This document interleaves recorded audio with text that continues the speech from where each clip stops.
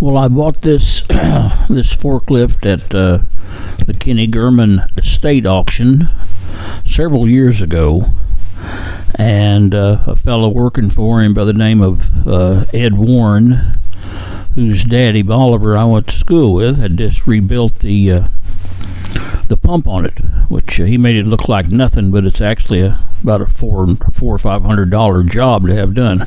Anyway, the old steer cylinder was leaking, and I had used the old transmission method of keep putting thicker oil in and see if you can keep up with it. But once I got up to 20 weight oil and it was still spitting it out, I knew I had to do something.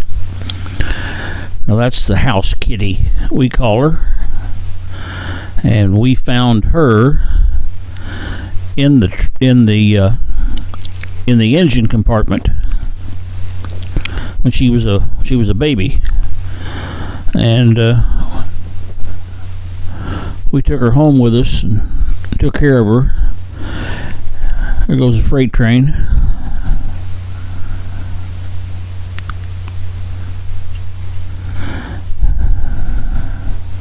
Yeah, they're just not far from the shop.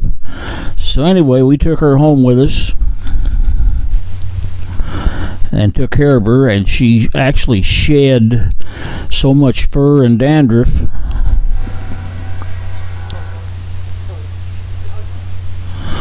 that it made me sick.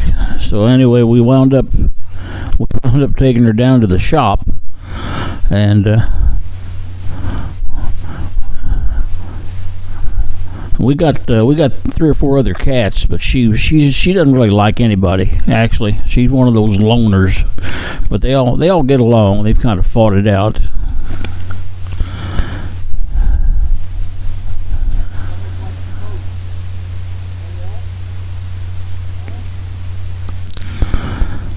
But she does like to help me once in a while. I'll give her that.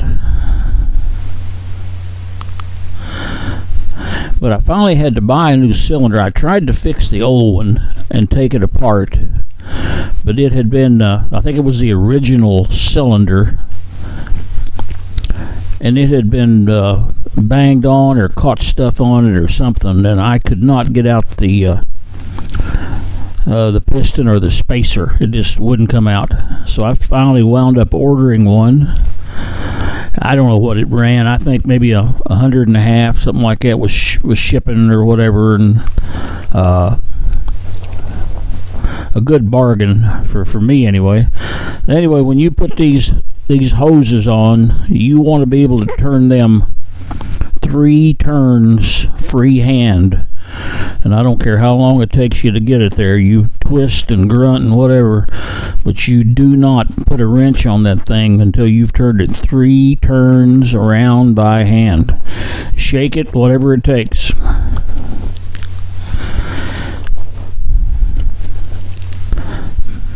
Because if you cross thread one of those, you might as well it's not worth trying to fix it if you cross thread it. You can get a thread file and maybe file it out, but the simplest way is just make sure you can turn it 3 turns by hand without a wrench, and then you're going to have no trouble at all. It's not going to leak. It's going to work, and you've saved yourself quite a few bucks in time trying to repair it. But I could not get the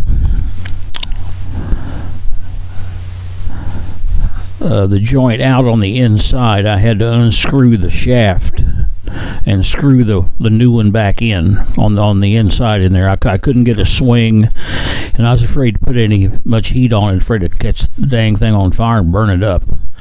And you do not want to do that. It's a $10,000, $12,000 mistake right there on one of these old girls. But this is really a good forklift. It's got a 3-stage mast, and it'll go close to 20 foot high. It's a real horse, and it's all mechanical.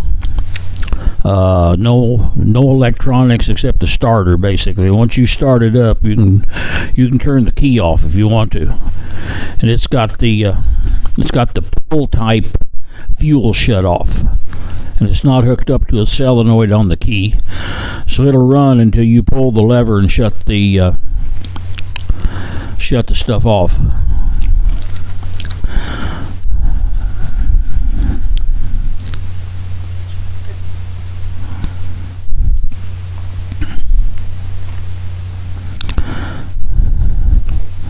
Now, she's not near that friendly to the other kitties, I'll tell you right now. They kind of snarl back and forth, but they all sleep in the same shop, so it's not that bad.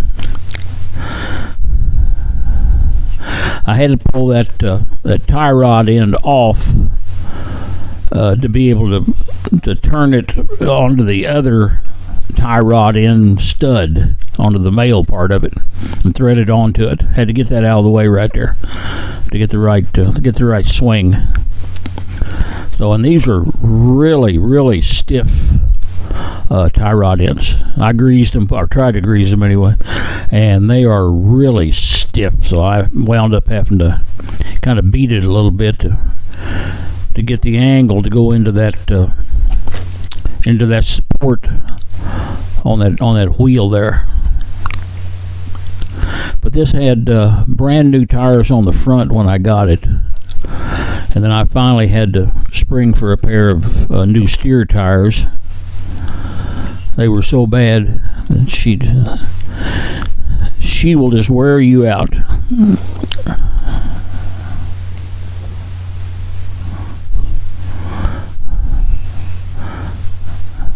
I think here she's guarding me from the other kitties, I believe.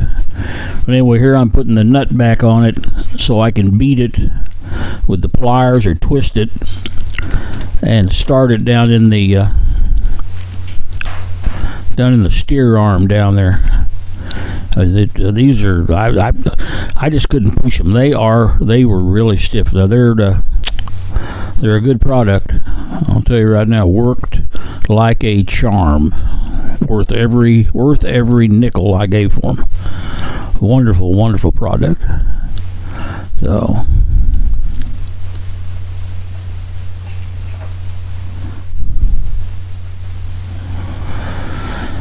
but there is finally installed in.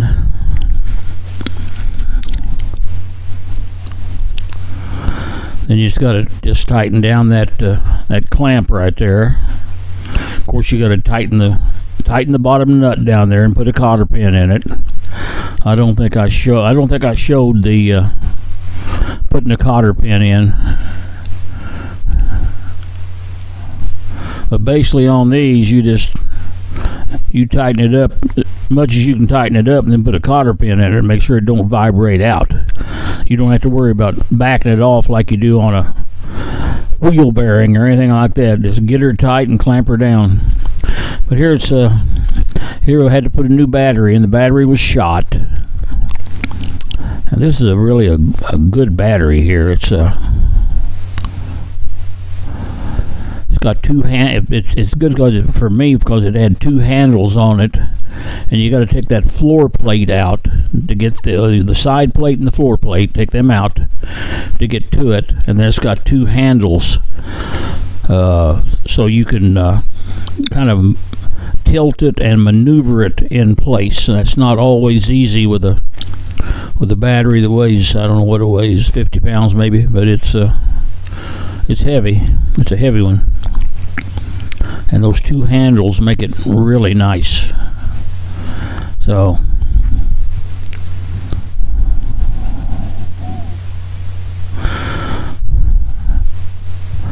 but I've used this forklift. I carried my 92 Metro Geo Metros one at a time with it, and took them out and stuck them out of the way, set them on some boards, and it picked them up with this like nothing.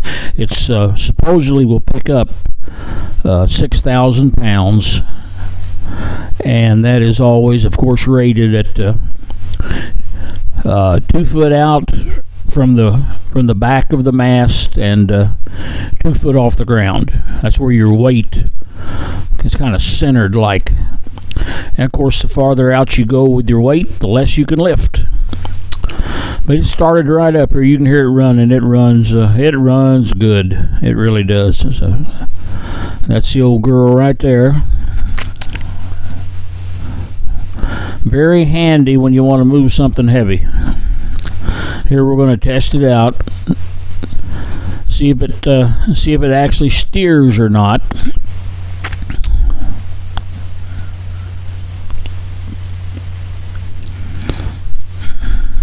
It's got a 3-speed, and then it's got a 2-way shuttle shift where you can put it in whatever gear you want from first, second, or third, and you got more speed, and of course reverse. So for me it's just wonderful. But anyway, that's about it, and thanks for watching, and hope you enjoyed the video. Be safe out there.